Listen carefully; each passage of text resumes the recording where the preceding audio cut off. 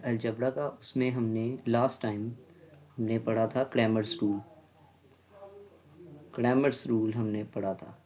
मैंने किया ये है कि मैंने ना जो पार्ट्स हैं ना लीनियर अलजेब्रा के, उनको डिवाइड कर दिया। मिसाल के तौर पे जो हमने क्रैमर रूल तक पढ़ा है वो पार्ट 1 हो जाएगा, जो हम आगे पढ़ेंगे वो पार्ट 2 है, उसके आगे पार्ट 3 कर दूँगा। मैंने ये सेगमेंट इसलिए किए हैं ताकि आप लोगों को पढ़ने में आसानी रहे, क्योंकि वीडियोस बहुत ज़्यादा लेंथी हो जाती हैं, तो मैं उसको सेगमेंट बाय सेगमेंट कर रहा हूँ ताकि आप लोग सेगमेंट बाय सेगमेंट उसको कर सकें। तो आज का हम टॉपिक पढ़ते हैं एन ट्यूपल्स को। एन ट्यूपल्स क्या हैं? एन ट्यूपल्स की मिसाल मैं आप लोगों को कुछ ऐसा देता हूँ कि समझ लीजिए कि ये एक एन ट्यूपल्स जो हैं, एन ट्यूपल्स, ये ना ऑर्डर्ड लिस्ट ऑफ नंबर्स हैं।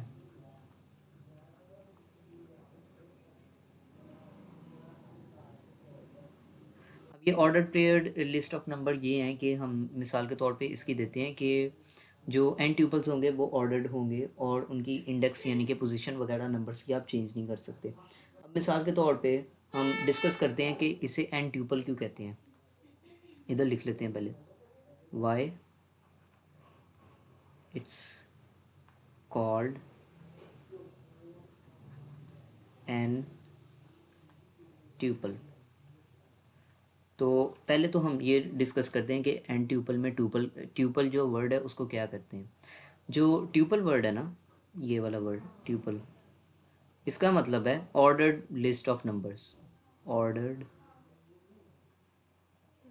जो पहले मैंने आप लोगों को बताया ऑर्डर्ड लिस्ट ऑफ नंबर्स है इसका मतलब।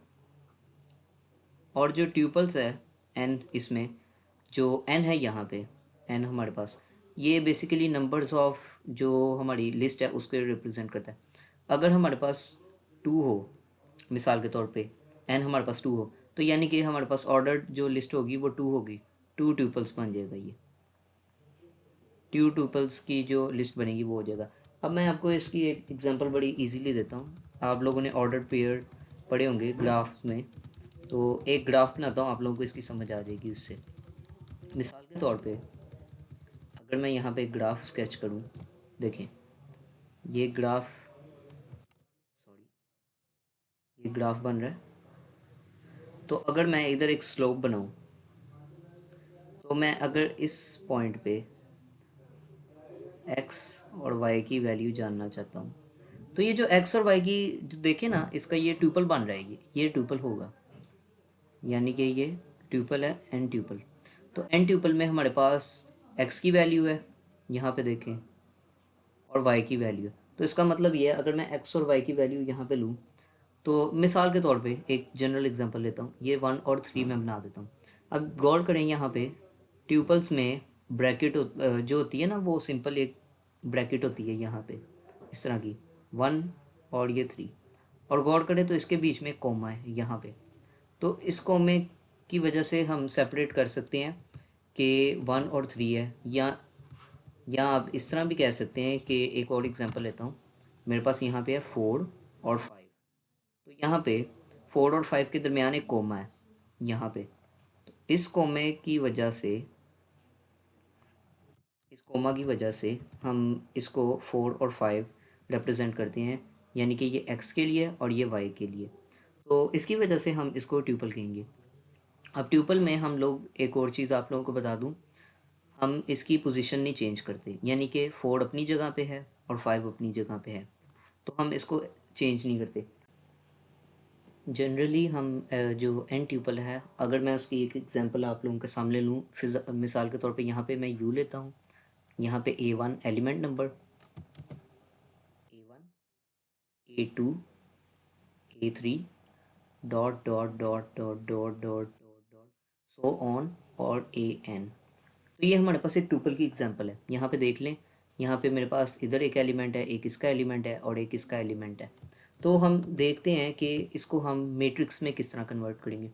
अब देखें, यहाँ पे अगर ट्यूपल है हमारे पास, तो ट्यूपल में हमें पता है कि हम कोमास होते हैं। यहाँ पे देखें, ये कोमा है, ये कोमा है, और इसकी एक एग्जांपल ये भी ले लें कि ये सेपरेटेड अपनी इंडेक्स पोजीशन पे होते हैं। इंडेक्स पोजीशन से मुराद नंबर ऑर्डर्ड है, यानी कि यहाँ पे हम इसके ऑर्डर को, नंबर्स को चेंज नहीं कर सकते। यानी कि यहाँ पे अगर मैं कलर चेंज करके आप लोग को बताऊँ, A1 है यहाँ पे, तो वो A1 की पोजीशन में ही रहेगा, उसको मैं A2 की पोजीशन पे कन्वर्ट नहीं कर सकता, वो कोई और ट्यूपल बन जाएगा। उसकी वजह से हम इसको एन ट्यूपल कहते हैं। ट्यूपल्स बेसिकली प्रोग्रामिंग में भी आप लोगों को कॉन्सेप्ट मिलेगा, अगर आप लोगों ने कोई भी पाइथन प्रोग्रामिंग या कोई भी लैंग्वेज में प्रोग्रामिंग की हो तो उसमें ट्यूपल्स होते हैं। तो ट्यूपल्स में ये होता है कि इनकी वैल्यूज़ चेंज नहीं होती। सेम इसी तरह ट्यूपल्स का कॉन्सेप्ट मैथमेटिक्स में है, यानी कि लीनियर अलजेब्रा हम स्टडी कर रहे हैं तो उसमें है। अब अगर देखें तो मेरे पास यहाँ पे एक ट्यूपल है, तो अगर मैं इसको मैट्रिक्स फॉर्म में कन्वर्ट करना चाहूँ, इस पूरे जो मैट्रिक्स में है उसको मैं कन्वर्ट करना चाहूँ तो मैं क्या करूँगा? अच्छा, अगर मैं इसको मैट्रिक्स में करना चाहता हूँ, इन मैट्रिक्स फॉर्म, तो मैं क्या करूँगा? मैं क्या करूँगा कि यहाँ पे ये इस तरह है ना लिखे हुए, यानी कि एक हॉरिजॉन्टल लाइन है। तो अगर मैं इसको ट्यूपल को कन्वर्ट करना चाहता हूँ तो बेसिकली मैं क्या करूँगा, ट्रांसपोज का कॉन्सेप्ट यहाँ पे आ जाता है। ये यू है, मैंने इसका ट्रांसपोज लेके इसको मैट्रिक्स में अगर लिखना है तो मैं इस तरह लिखूँगा। देखें, यहाँ पे यू था, मैं एक कॉलम मैट्रिक्स बनाऊँगा, A1 A2 dot dot dot dot dot AN। तो ये मेरे पास इस तरह पूरी तरह कन्वर्ट हो गया वो मैट्रिक्स में। मैट्रिक्स में मैट्रिक्स में ये कॉलम में हुआ है क्योंकि यहाँ पे हमारे पास रो में था, उसको मैंने कॉलम में कर दिया, बेसिकली इसका ट्रांसपोज लिया। तो इस तरह हम लोग इसको मैट्रिक्स फॉर्म में भी कन्वर्ट कर सकते हैं। अब मैं आप लोगों को एक प्रॉब्लम करके सॉल्व करके दिखाऊंगा, उससे आप लोगों को पता चलेगा कि किस तरह होगा। उससे पहले मैं आप लोगों को एक चीज़ बता दूँ, आप लोगों ने ऑर्डर पेयर की एग्जाम्पल की है, यहाँ पे देखें एक्स और वाई, ठीक है, ये ऑर्डर्ड पेयर है क्योंकि इसमें एक इस तरह की ब्रैकेट भी आ रही है, ये देखें। तो इसको हम अगर मैट्रिक्स में करना चाहिए करेंगे क्या, मैट्रिक्स में करना चाहिए तो कैसे करेंगे? देखें, अगर मैं इसको मैट्रिक्स में करना चाहता हूँ, इसको आई ले लेते हैं, लेट कर लेते हैं। तो आई को जब मैं कन्वर्ट करूँगा तो मैं क्या करूँगा, इसकी एक कॉलम मैट्रिक्स बनानी है, तो मैं एक्स की वैल्यू यहाँ पे ले आऊँगा, वाई की वैल्यू यहाँ पे ले आऊँगा। ट्यूपल्स का कॉन्सेप्ट इसलिए बता रहा हूँ कि आगे कॉन्सेप्ट जो हैं, जो एडवांस टॉपिक्स हैं, उनमें ये काफ़ी यूज़ होंगे वेक्टर्स वगैरह में, तो इसलिए कि आप लोगों को क्लियर करवा रहा हूँ। अब आगे चलते हैं, इसको हम प्रॉपर इसका एक क्वेश्चन सॉल्व करते हैं जिससे आप लोगों को और पता चल जाए। हमारे पास कुछ एन ट्यूपल्स हैं, उसको पहले लिख लेते हैं। पहले हमारे पास यू सब वन है तो उसकी वैल्यूज़ आएंगी 1 0 -3। उसके बाद हमारे पास यहाँ पे एक और ट्यूपल आता है, वो है यू सब 2, उसकी वैल्यूज़ हमारे पास आती हैं 2 0 और 4। उसके बाद हमारे पास एक और ट्यूपल आता है 3 यू सब 3, तो इसकी वैल्यूज़ लिखते हैं 4 0 और इसका है 1। तो हम इसको देखते हैं कि हम इसको कैसे सॉल्व करेंगे। अब हमारे पास एक क्वेश्चन है यहाँ पे, देखें वो हमें कह रहा है 3 टाइम्स सब यू सब 1 माइनस यू -4, यहाँ पे ये -4 है। फिर आता है यू सब 2 प्लस प्लस हमारे पास 3, उसके बाद हमारे पास यू सब 3। तो ये हमें फाइंड करना है, उसने हमें कहा है। अब पहले तो हम देखते हैं कि हमारे पास ट्यूपल्स का साइज़ कितना है, यानी कि एन ट्यूपल्स कितने हैं। अब अगर मैं यहाँ पे देखूँ तो मेरे पास प्रॉपर तरीके से सॉल्व करता हूँ, तो हम देखते हैं कि U1 में हमारे पास एन ट्यूपल की साइज़ है, यू सब 1 में एन ट्यूपल्स की साइज़ देखते हैं क्या है। तो अगर देखें तो यहाँ पे हमारे पास एक एलिमेंट है, दूसरा एलिमेंट है, तीसरा एलिमेंट है, तो यानी कि हमारे पास 3 साइज़ है इसका, 3 ट्यूपल्स, इसके 3 ट्यूपल्स बनते हैं, इसके 3 ट्यूपल्स बनते हैं। अब यू सब 2 की बात करते हैं तो उसमें भी हमारे पास 3 ट्यूपल्स बनते हैं, सेम सबकी सेम ही है, सेम ट्यूपल साइज़ है, तो इसके भी 3 ट्यूपल्स बनते हैं। ट्यूपल्स कह लें या एलिमेंट्स कह लें, सेम चीज़ है। आप लोगों को फ़र्क बताने का ये था कि कभी कभार हम ट्यूपल्स की फॉर्म में लिखते हैं मैट्रिसेस लीनियर अलजेब्रा में, तो उसके लिए इसका भी सेम उसी तरह है, इसको भी हम 3 लिखेंगे। तो हमारे पास यू सब 1 की जो ट्रिपल साइज है वो भी 3, यू सब 2 की भी ट्रिपल साइज 3 है, यू सब 3 की भी ट्रिपल साइज है। अब हमने फाइंड करना है इसको कैलकुलेट करके। तो हम क्या करेंगे कि पहले इसको इरेज कर लेता हूँ ताकि जगह बना लूँ। हम क्या करेंगे कि इसको कन्वर्ट करेंगे, जो हमारे पास ट्यूपल्स थे इनको कन्वर्ट करेंगे हम मैट्रिक्स की फॉर्म में। मैट्रिक्स की फॉर्म में हमें करने का ये फ़ायदा कि हम लीनियर अलजेब्रा में मोस्टली हम मैट्रिसेस को सॉल्व करते हैं। तो ट्यूपल्स को हम वेक्टर्स वगैरह के जो टॉपिक्स आएंगे उसमें हम पढ़ेंगे, फ़िलहाल हम इसको मैट्रिक्स में करते हैं। जैसे कि मैंने वो उसको कन्वर्ट कर दिया, उसका ट्यूपल साइज सबका 3 था, तो यहाँ पे लिख लेते for all n tuple is equal to 3। यहाँ पे मैंने लिख लिया, ठीक है, यहाँ पे 3 है। अब देखते हैं कि इसको मैट्रिक्स की फॉर्म में कैसे निकालते हैं। अगर मेरे पास यहाँ पे u सब 1 है तो मैं इसको मैट्रिक्स की फॉर्म में ऐसे लिख दूंगा 1 0 -3। ये हो गया हमारे पास। अब हमारे पास u सब 2 है, तो उसको मैट्रिक्स में कैसे कन्वर्ट करेंगे, पूरी उसकी जो यहाँ पे देखें ये रो बन रही है ना, इसको कॉलम में कन्वर्ट कर देंगे। तो क्या करेंगे 2 0 और 4, ये हमारे पास आ चुका है।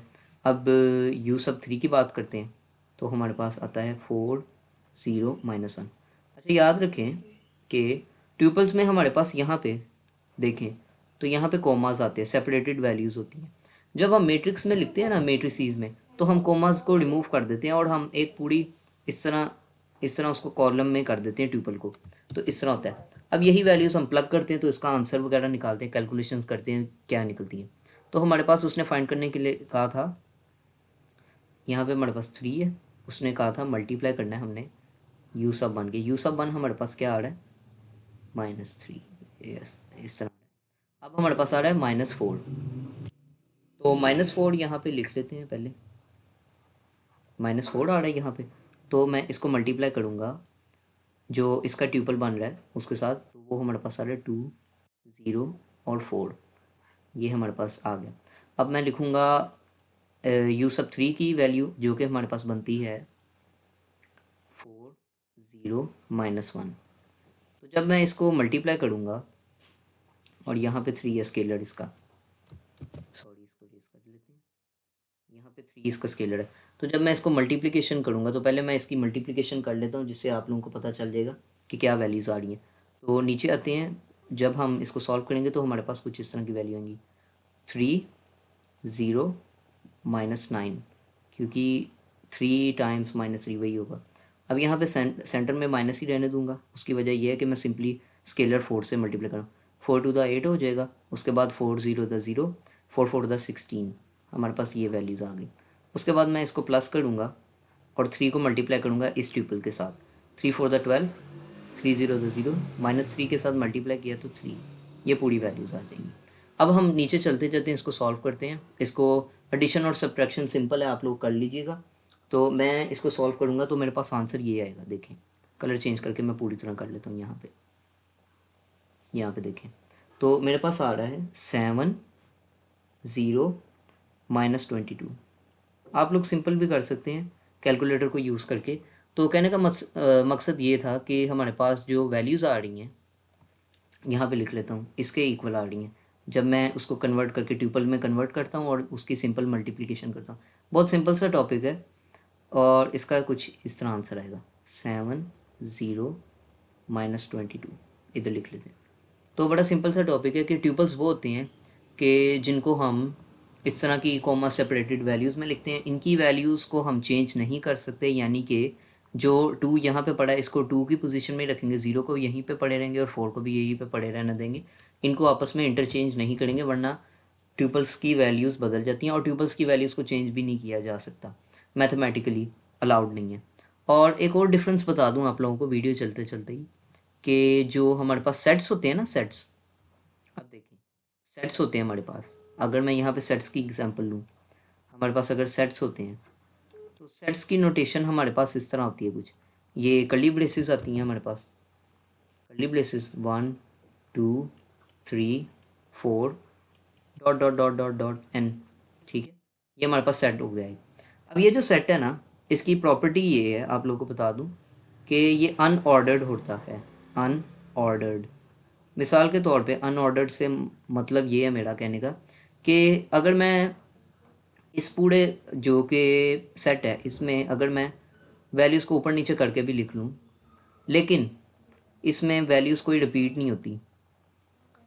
अगर रिपीट नहीं होती, इफ़ अगर तो इसमें वैल्यूज सेम रहती हैं, तो अगर इसमें वैल्यूज़ अगर देखें 1 से लेकर 10 तक इसमें वैल्यूज़ है ना ऊपर वाले सेट में, तो अगर मैं इसकी वैल्यूज़ को इस तरह आपस में मिक्स करके भी लिख लूँ, 2 पहले लिख लूँ, 3 पहले लिख लूँ, 5 पहले लिख लूँ, 10 पहले लिख लूँ, सो ऑन, लेकिन तब तक लिखूँ जब तक जो इसमें वैल्यूज़ हैं डुप्लीकेट वैल्यूज़ नहीं है इसमें, बेसिकली डुप्लीकेट वैल्यूज़ नहीं है, नो डुप्लीकेट वैल्यूज़।